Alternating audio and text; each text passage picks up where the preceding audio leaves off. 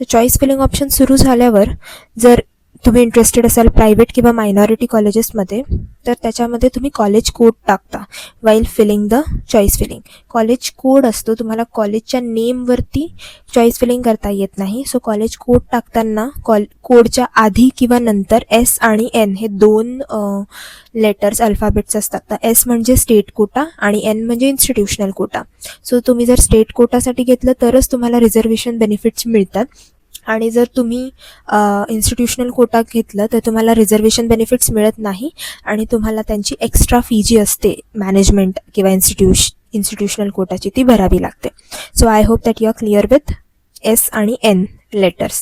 So choice filling करताना हे लक्षात ठेवा. त्यानंतर मग तुम्ही चॉईस फिलिंग केली आणि तुम्ही एकदा चॉईस फिलिंग सबमिट केली की त्यानंतर तुम्हाला स्पेसिफिकली त्या राऊंडसाठी तरी ती चॉईस लिस्ट जी असते ती ऑल्टर करता येत नाही.